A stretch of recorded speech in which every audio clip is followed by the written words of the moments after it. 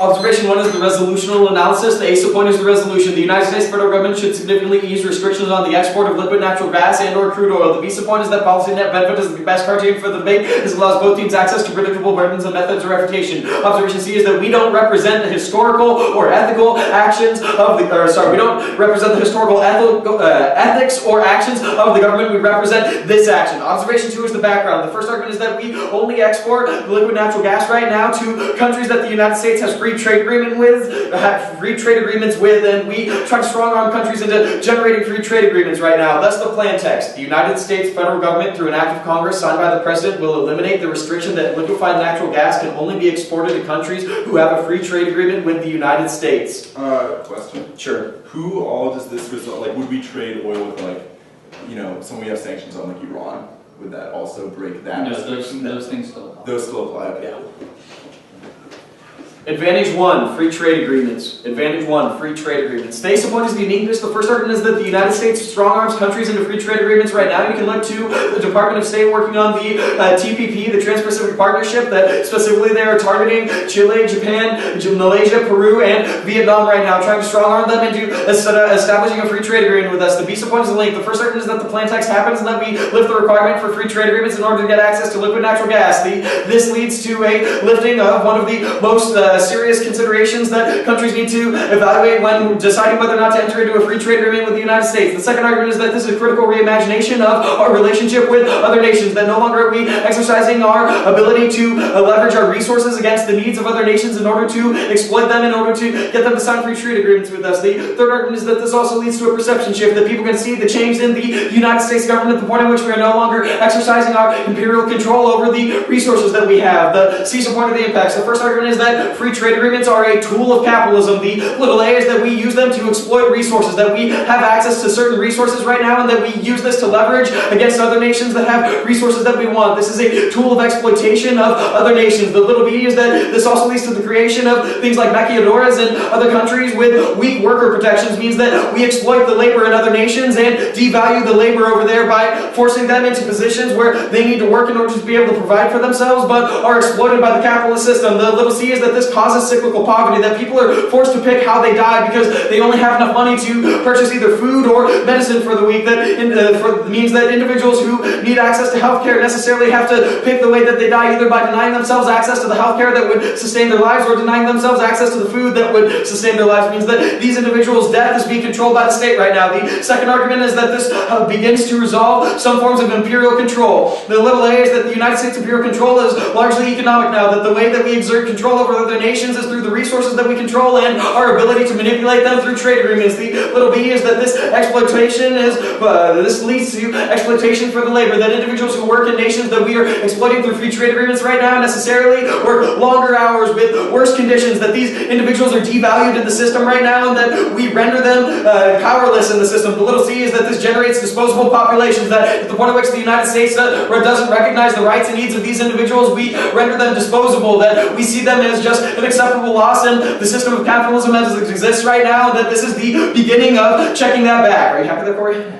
Can I have one question on the rest of this? Sure. So when you say trading oil, do you mean the oil in like barrels afterwards? Or No, we're only doing liquid natural gas. Okay, you're only doing liquid natural gas. Yeah. Advantage 2 is heating security. Advantage 2 is heating security. The ACE point is the uniqueness. The first argument is that Russia is threatening a supply cutoff against the European Union right now, that every time there's conflict between the European Union and Russia, this leads to the probability that Russia is going to cut off the liquid natural gas pipeline that runs through several Eastern European nations into the rest of the European Union, and that this is particularly a tactic that Russia likes to use headed into the winter, which is particularly problematic right now because given the situation of the Ukraine conflict, where Russia is still building up along the border of Ukraine and is saying that they're engaging in the ceasefire, but is building up their military capability in the region, there is a propensity for Russia to cut off the natural gas supply to the rest of the European Union. But the second argument is that there are nations that are facing heating insecurity right now, not for the entire population, but only for the population that is at the periphery as a result of the cost of heating security in the region. The liquid natural gas is so expensive in some of the nations, specifically those outlined in the Trans-Pacific Partnership, that the individuals at the periphery don't have the ability to purchase liquid natural gas to burn in their heaters to heat their homes. It means that these individuals are violently excluded to the periphery. The BISA point is the link. The first first argument is that we provide cheap liquid natural gas to these countries, because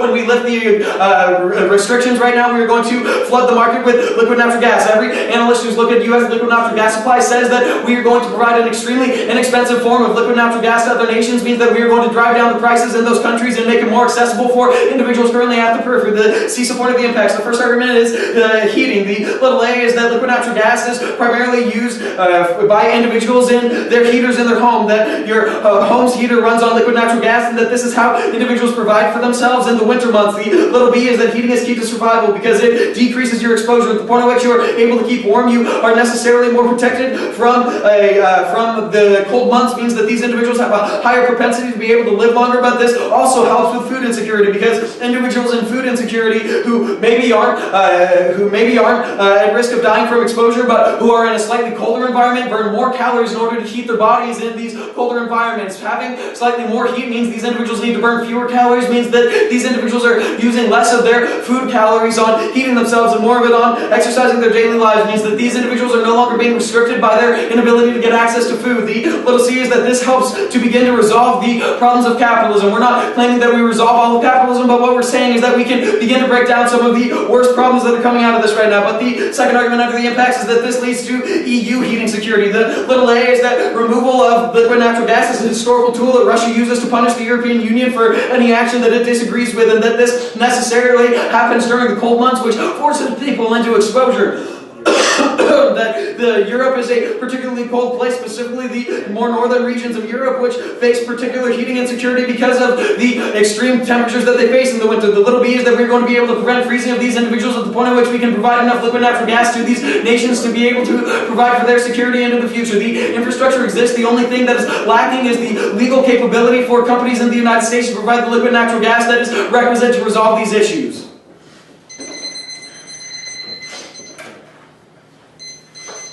So it is going to be 4 off, and then advantage 1, advantage 2. Is it safe to assume that one is the critique? Oh yeah, I think you know which one it is too. I noticed some of those cute little spikes.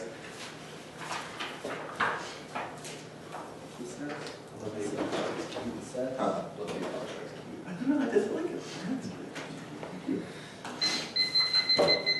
Or even reading. That's what's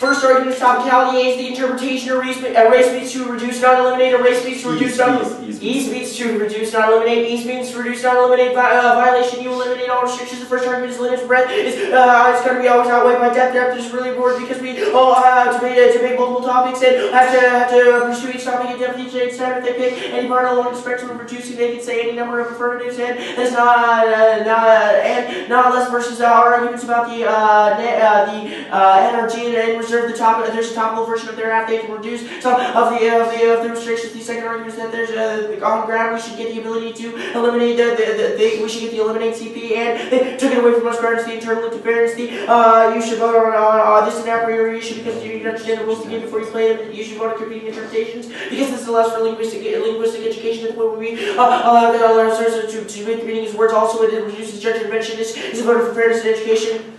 Topicality. Also, interpretation. Restrictions on exports are only with embargoes and sanctions. I repeat, restrictions are restrictions on exports are only embargoes or sanctions. Restrictions on exports means only embargoes or sanctions. Violation, you don't do anything to increase the ability for Cuba or any other country that we have restrictions on to acquire oil or natural gas. The first standard is topical literature. This is what a trade restriction is. These are these are the specific countries that we cannot sell to. The second argument is limits. This cross-apply the breadth object. I'll get you at the bottom. The cross-apply the breadth depth argument from the previous T. There's also a topical version of their after you could give their fuel to one of these countries. You could still claim that your price advantage and all your other advantages. The second argument, or the other argument is if you need to institute a limiter because they could give natural gas or oil to any number of unlimited countries because it would be ones that don't have a sanction, but rather just countries in general. This means infinite combinations, which is unpredictable, and which makes disadvantages impossible. This is also bad for Grab because we lost the Cuban disadvantage on domestic politics, and this is a vote for fairness, education, cross-paper, and competing interventions. Yes. Question? Where's your topic literature from? Like, where does it say restrictions on embargoes or sanctions? Trade restrictions in this context deals with embargoes. Like the topic literature specifically says when there is a trade restriction. You're saying the topic literature, but what literature? Where are you drawing? Google searches, like those sorts of scholarly articles. Okay. Counterclaim? The United States federal government should give nuclear technology and nuclear energy to Europe and all of the free trade countries they identified in the NIC. United States federal government should give nuclear technology and nuclear energy to Europe and all free trade countries negotiating free trade agreements identified in the NIC. The solvency of the first argument is that there's no need to be pressured on gas to the point where they have nuclear technology and they don't need to have this gas pressure be solved advantage. One second argument would be solved advantage because we provide energy for the European country to beat back Russia natural gas arguments. Also, this solves advantage better because at the point where we're increasing liquefied natural gas that reduces prices and enables that encourages them to be more addicted to it and buy from Russia. This indicates that we get them off of natural gas, which gives us long-term solvency. Also, this avoids Russia being angry. Also, this this is good. On marks. Ready to roll. Marks. The first argument is that you should evaluate the debate as a dialectical materialist. You are a historian inquiring to determine factors behind the BMC. The role of the battles to endorse the historical outlook of the topic with the most explanatory power. The first argument is that particular facts are relevant without totalizing a historical inquiry. The little antithesis capitalism creates knowledge production, meaning that everything is just most knowledge production is just lab. The second argument is that we are minuscule in the grand scheme of capitalism. The second argument is that state focus destroys the universality of class. The little antithesis this creates epistemological blind spots, which doesn't allow us to see revolutionary theories and all other alternatives. The second framework argument is that Marx is the best theory. The little antithesis is that there's the most determining factors behind your ability to work and your opportunities throughout life is your ability to accumulate capital. The second argument is that this is universalizing the whole world is universalized. It's united by class structural. This is key to preventing fracturization, which is disadvantage to the on the links. They postulate that they can reform their way to stopping back capitalism. You see this throughout the affirmative that they are reformists, but this is just a mask to allow bourgeoisie power to continue and allow us to assume that capitalism has been beat back and that the ills of capitalism have been solved. But the reformists is ultimately going to be their doom. Also, they postulate that they can participate in deliberative democracy out of the game. It's rigged by bourgeoisie. Look at the fact that everyone in Congress are millionaires. Any other links? No, that's fine. On the impacts. They make war. Capitalism makes war inevitable at the point where you have a death desire to acquire resources and push your economy forward. At the point where the economy stalls, then you need to acquire more resources in order to keep your power. This makes war inevitable. It makes the nuclear war inevitable because the most important thing is to keep power. The second argument is that this makes environmental destruction inevitable because there's no values in the environment, so we just keep pillaging the environment until there's nothing left of it, which leads to the extinction of humankind. Also, this creates no value in life because capitalism is just creates an economic machine based on your value of production. Of the fourth argument is that this should be the case on the alternative. Vote neg to endorse a Marxist labor theory of value. Vote neg to endorse a Marxist labor theory of value. Okay, stats and copy. Conditional. Vote neg to endorse a Marxist. There's your copy.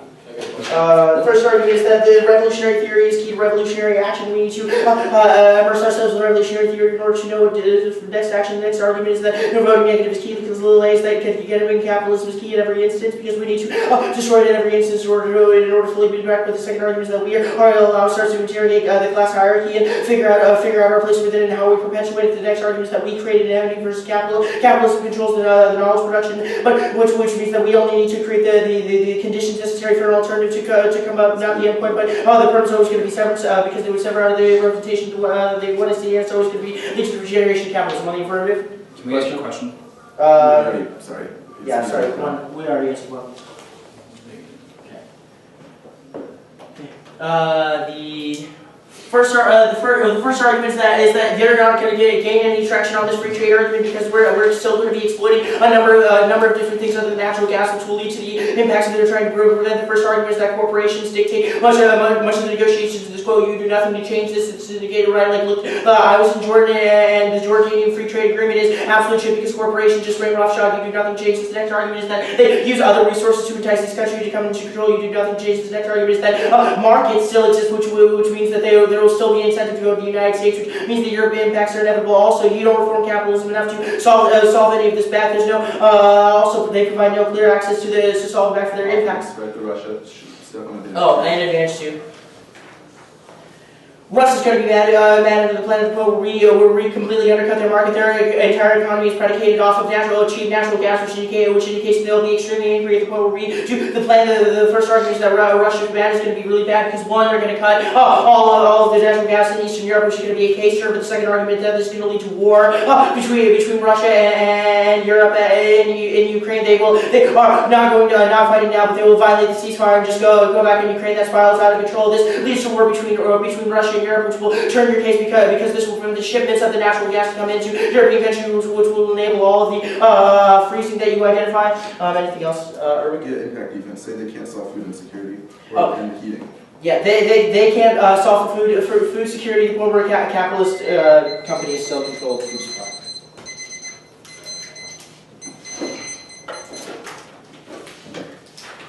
Okay.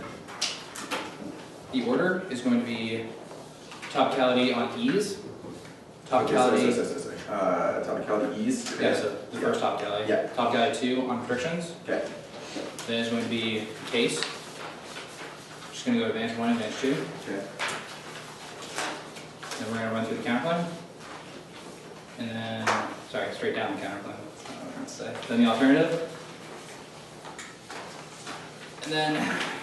Do you mean all solvency? Yeah, the alternative and the alternative solvency. I have them float on the same sheet of paper, but it'll be the permutation arguments. I'm good. I'm just curious. And then it'll be the links and the impacts.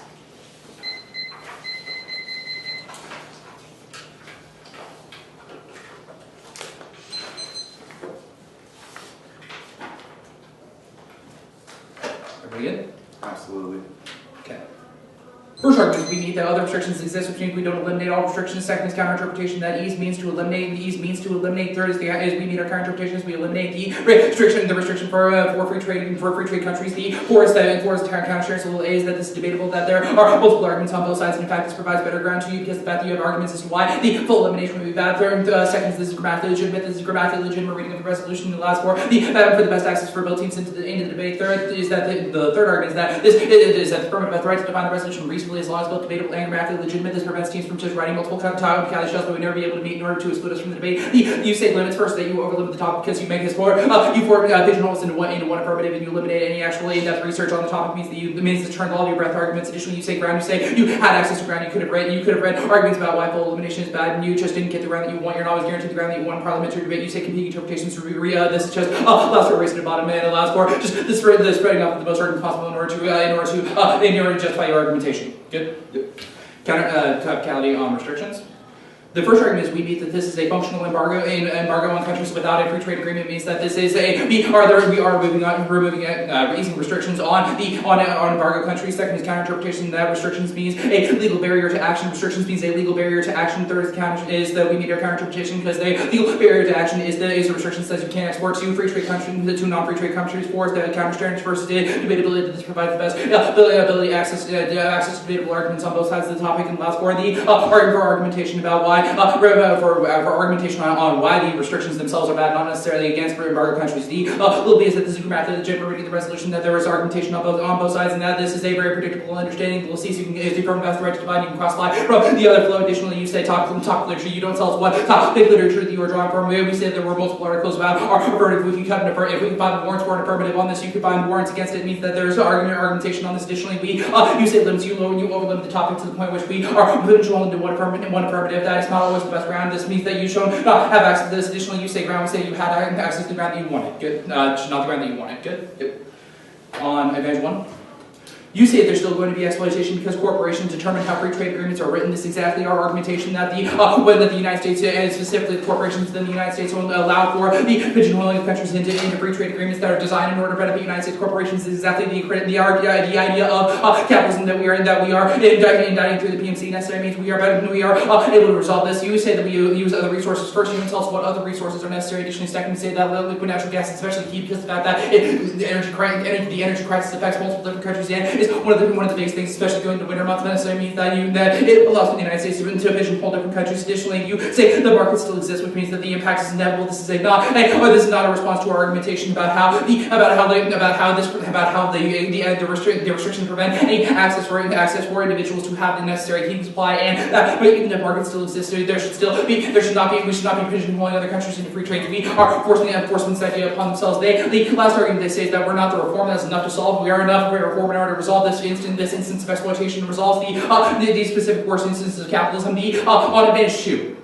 The first argument you make is that Russia's going mad because we're undercutting. The first argument is no link is that Russia's been focusing more on military modernization and the status quo. They've invested over $1 billion in the development of their military technology. Means that they're not focusing on liquid natural gas and the status quo. Additionally, second, no link that they're focusing more on oil in the Arctic. Liquid natural gas is not key. They've been trying to pull resource exploitation resources from the Arctic. Means that the plan is not key. Additionally, there's no impact to this turn. Your only impact is that they cut natural gas to the European Union. This is what we're solving through the affirmative by stopping the monopoly that Russia has. You say that there will be war in Ukraine. Not indeed. The war already happened and de-escalated. Indicates there's no chance of an escalatory conflict. It means that and the NATO rapid reaction force stressing the escalation. You say that we can't solve food security. However, we solve the worst instances of food security. You can see the specific analysis that you have to burn less calories.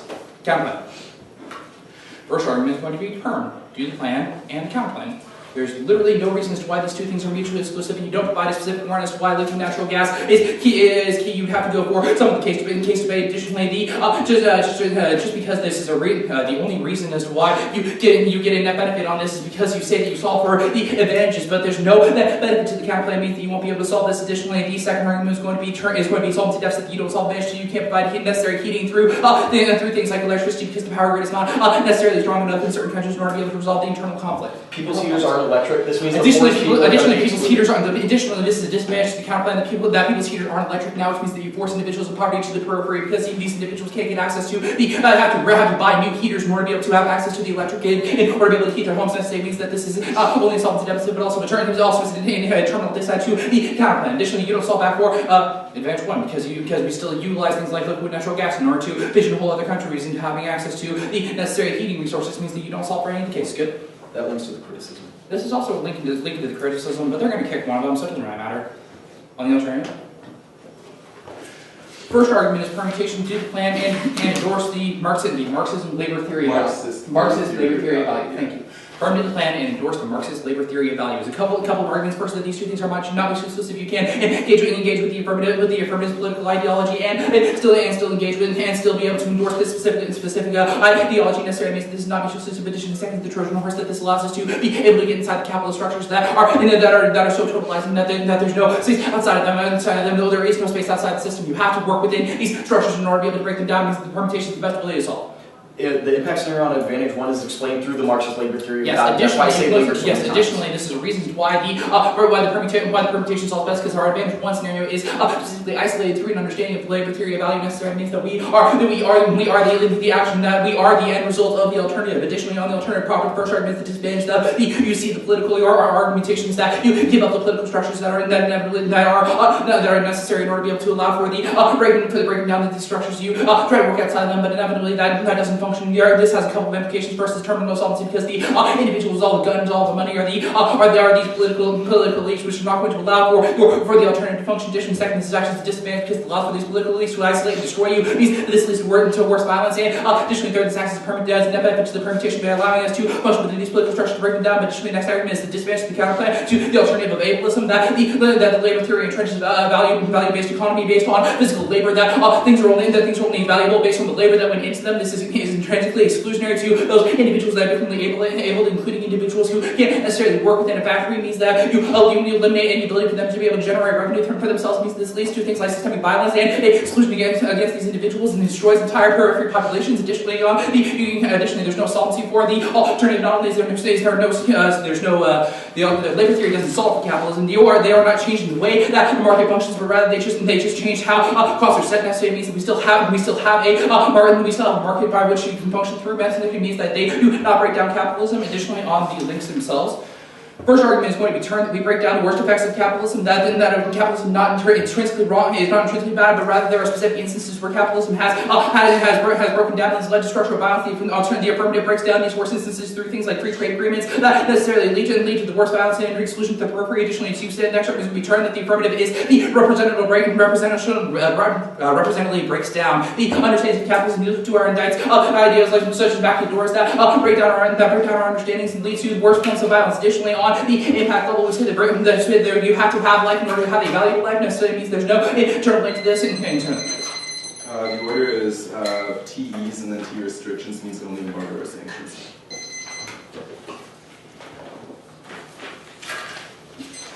The only argument I'll want on the TEs flow is the... hold on a second, let me get the order. For sure. So it's topicality. Same order on T. It's just, it's ease means to reduce is the first T argument, and then the second one is restrictions means to reduce. Same order. Yeah.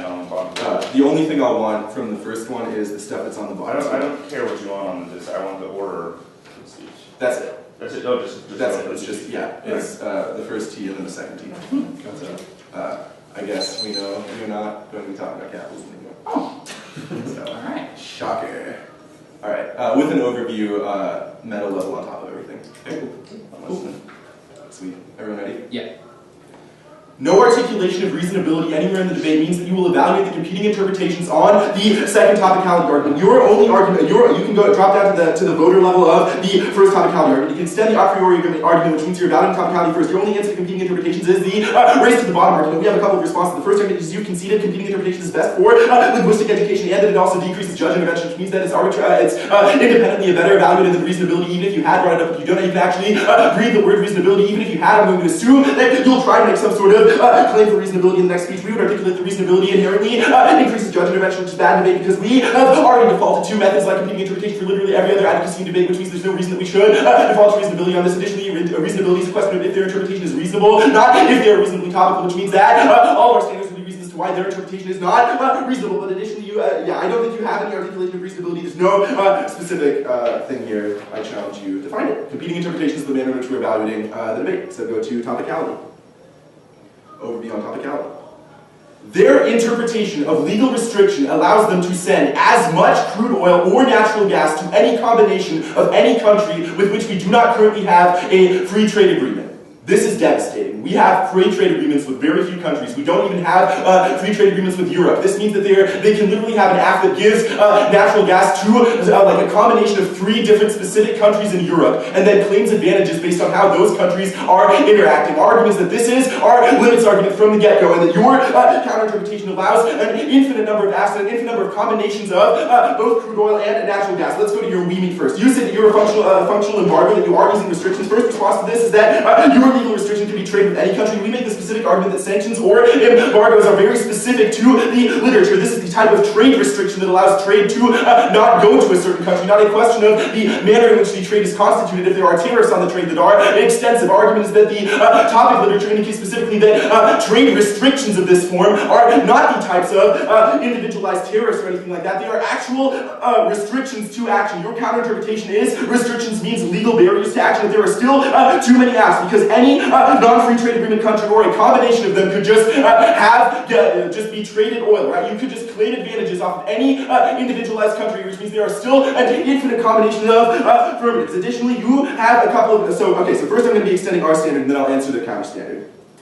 You have no response to our limits argument. Your only argument is that we over-limit, that we don't provide you with the best ground, but we give you a couple of arguments. The first one is that depth is always preferable to breadth, which means that when you're evaluating the topicality flow on a question of limits, you're always going to prefer the interpretation that provides for a better limiter on the number of Affs, which does not mean that there's only a single topical version of your Aff, though. It just means that we need a reasonable limit as per the limiter argument that is devastating for you. This is the argument right under the topical version of the Aff. It says that we have to institute some sort of a limiter, otherwise you can give some amount of oil or natural gas to any damn country that you please, or any combination of countries that you please, which means that would be infinitely unpredictable because there are an infinite number of topical Affs and combinations, which means that we can't even prepare dishats if we wrote one to each specific country because you have multiplicity of countries that could be acting simultaneously. Additionally, you've also conceded the topical version of your Aff argument, which indicates that you can still claim advantages based on the things that were in the affirmative if you just do it with these countries that we currently have sanctions or embargoes on. This is a devastating concession because it means that you still get to talk about the topic area of your Aff and not simultaneously have to be on topical. But let's go to their counter standards.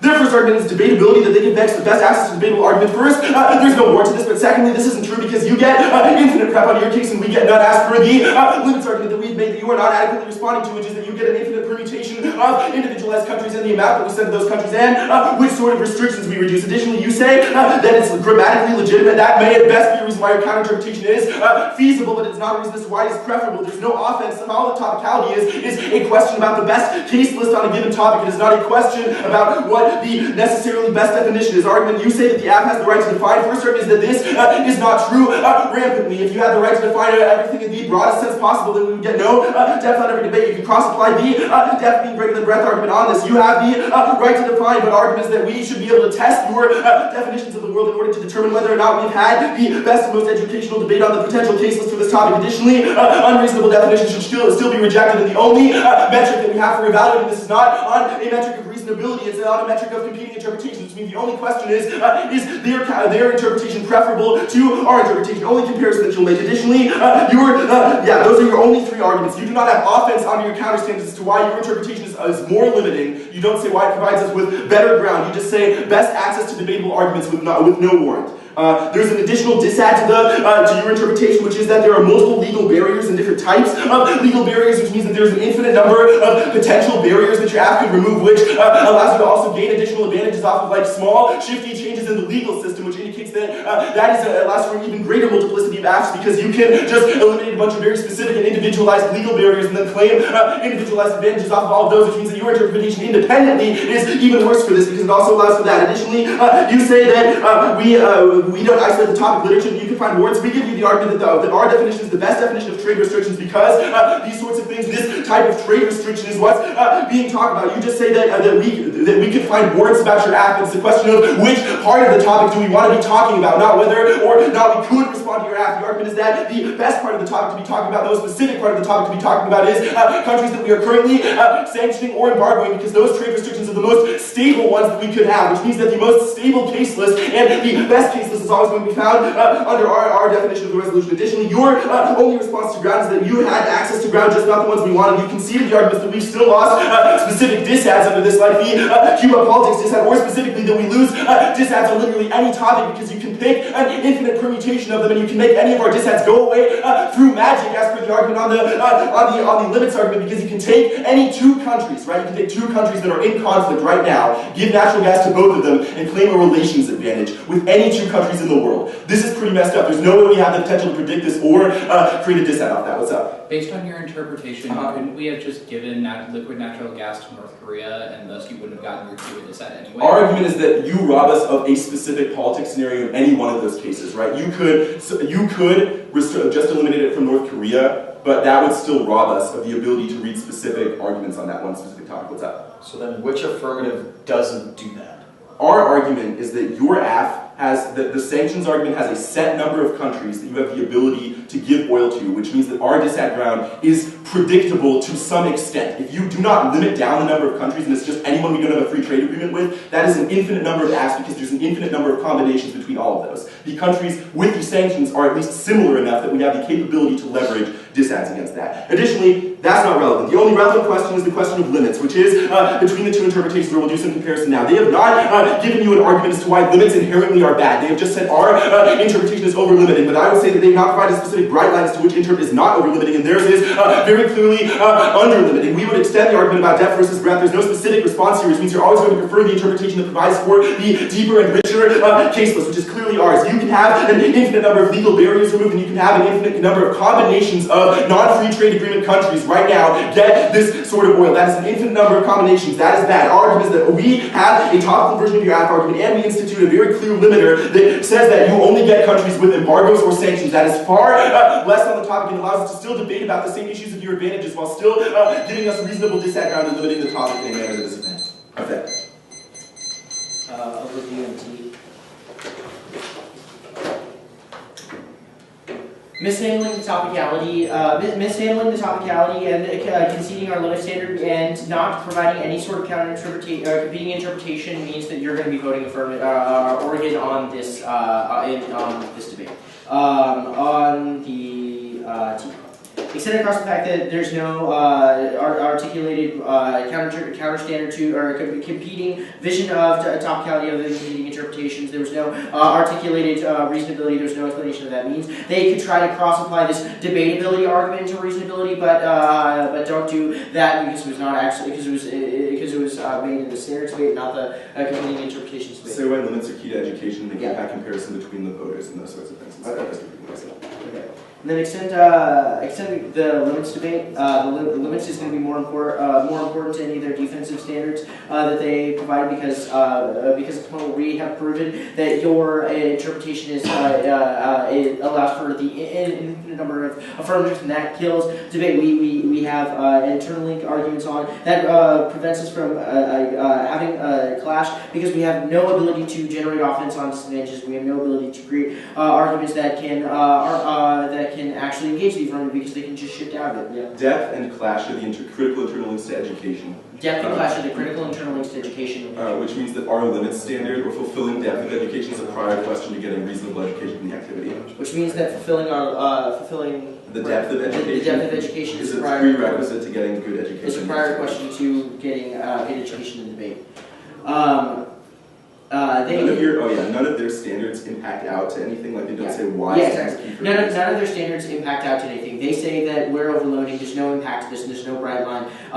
You should prefer us because we're way ahead on the limits debate. They say that they're grammatically legit. They provide no. This is not an offensive reason against our interpretation, and not a really good reason for your interpretation because it provides no explanation for how we're not grammatically. Both are grammatically legitimate. Yeah, exactly. Both are grammatically legitimate. You provide no explanation of how we are not grammatically legitimate. The only argument they make on ground is that you had access to ground, just not the one you wanted to read. However, this defensive argument at best, the point where we prove that we have more analysis on limits and how they could run an unlimited number of affirmatives means that we're not going to be able to gain access to any ground whatsoever, both the ones we wanted and didn't want. The question is not between the best interpret in this debate, but between the one read by the Aff and the Neg, right? The question is not the best interpret in this debate, but the one read by the Aff and the Neg? Yeah, which means that our interpretation is preferable because we limit more. Which means that our interpretation is preferable because we limit more. And provide for a greater depth of education. And provide for a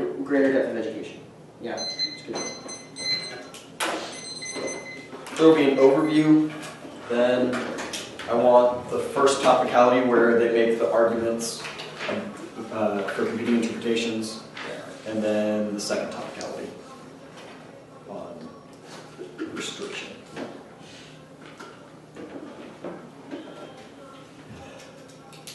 Corey read reasonability hidden in this, his third counter standard about affirmative right to define. Corey says that so long as the debate is, or as our interpretation is both debatable and grammatically legitimate, then you ought to prefer the reasonability. Okay, point of order, right? Like, you can hide this all you want, but I think recontextualizing it as an evaluative mechanism for topicality in the PMR is that's just cheaty, right? Like, you should give me a chance to respond to that and read it as a... Okay, literally the words that come out of my mouth. Yeah, that was a complaint. Okay. I mean, do you have a substantive argument about what's... Yeah, I think the cross-application of the argument from the standard to be a new evaluative mechanism is new. I mean, the third standard is our evaluating mechanism. We say that the affirmative has the right to define the resolution reasonably as long as it's both debatable and grammatically legitimate. We don't say this is our framework for evaluating topicality, but it is the argumentation.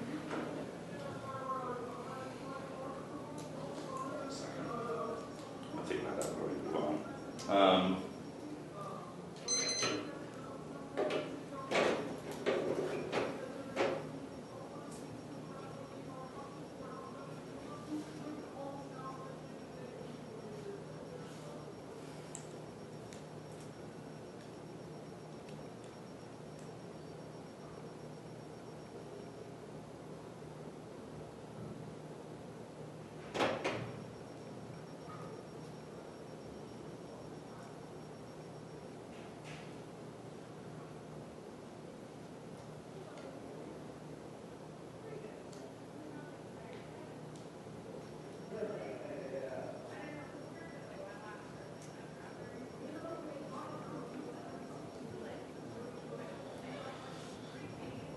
I don't know, you make an argument against the counter-interp, which is that you make a race to the bottom argument, which means you've engaged a debate about counter-interpretation without any reference to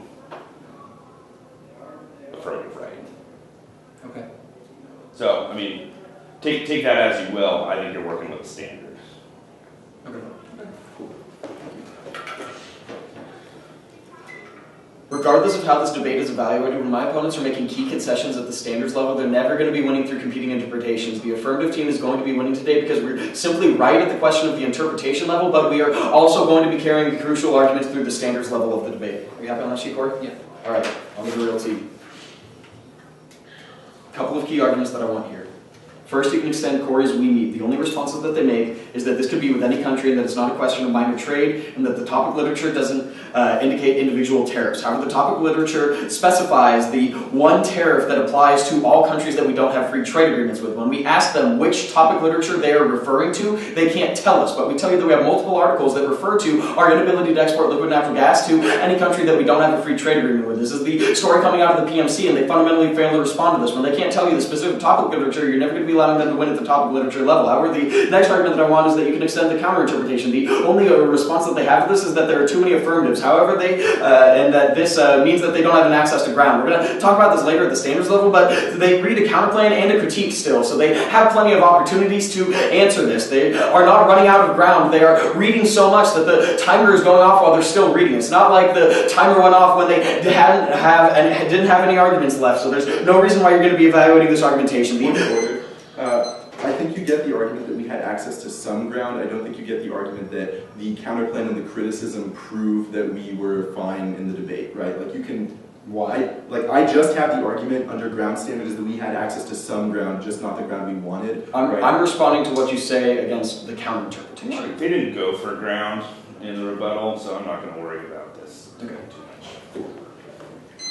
At the standards level, the first argument that I want you to extend is the topic literature response, where Corey says that we say which topic literature we're referring to and that they don't even respond to our question about which topic literature they're using. This is going to be pretty important in the round today because they are trying to frame this about the question of limits. However, the question of limits needs to be contextual to the topic, not just the question of how much ground they want to have access to, but the question of which ground they are afforded to by the resolution. That is what topicality should be evaluating, and my opponents don't contextualize their arguments to this. This is going to be pretty problematic for them in this topicality debate. But the next argument that I want to go to is their limits debate. The first argument that they make here is that depth needs to come first. However, at the point at which they're kicking three positions, there's probably not the depth on the side of the affirmative or on the negative. But the next argument that they want is that that we can give any amount. One word. Sorry, I'm going to have a few of these. I don't think you get the argument that, again, the arguments that were in the debate, just like the counterplan and the criticism proving anything, I don't think you get access to I that. think he references a thing you did since the last time they spoke.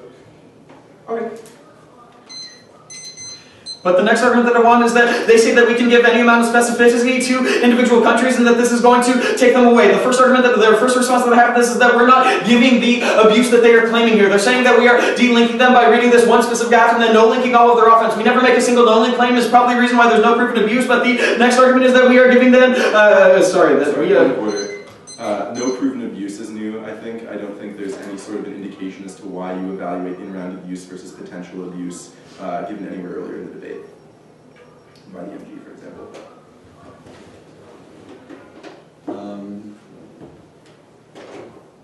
mean, it might not have been specifically made by Corey, but I feel like his argumentation about how you don't get access to the best ground, you get access to the ground that is available through a topical affirmative. Like, I think that I'm just rewording it, but I will reword it during my speech if this is a problem. And additionally, I think the MO is largely re-articulating the way that the affirmative can interact with their disadvantaged ground, saying that we could give liquid natural gas to two different countries in order to claim relations advantages. I think that that is new in the MO, and thus this would justify Jacob's argumentation.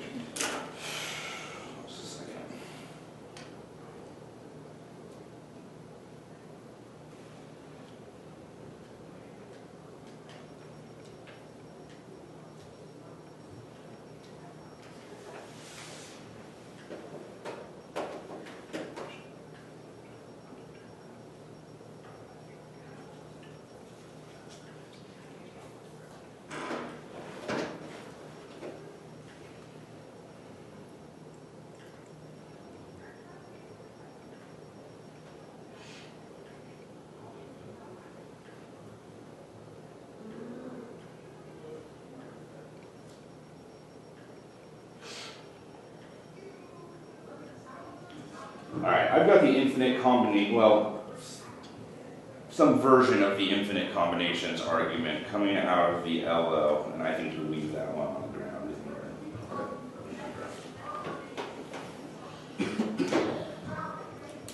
The important argument here on limits is that this isn't a question of limits of the ground. That Corey's response is that you don't get the best ground. You only get the ground that is afforded to you by the topic. They haven't specified how we have delinked them from ground from the topic.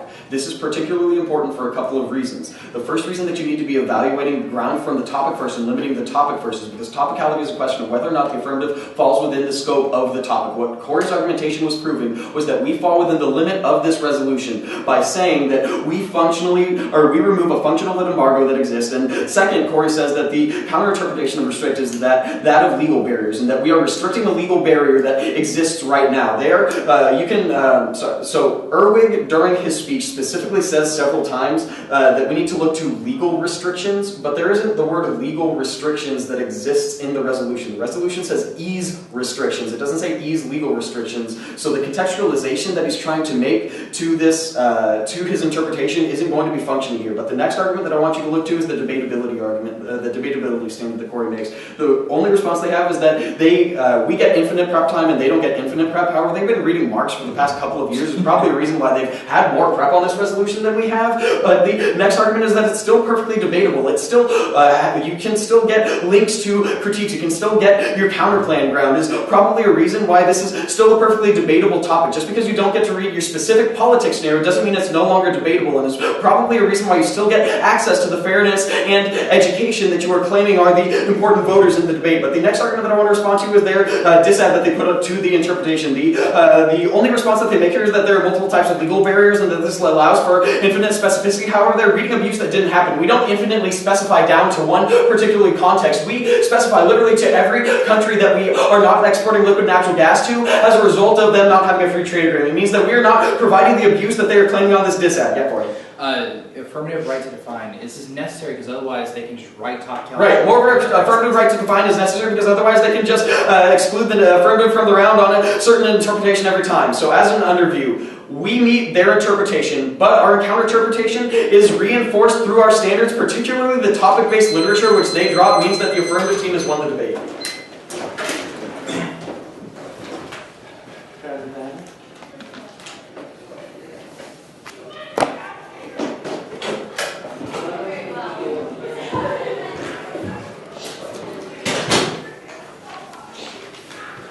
Alright, I voted for Oregon.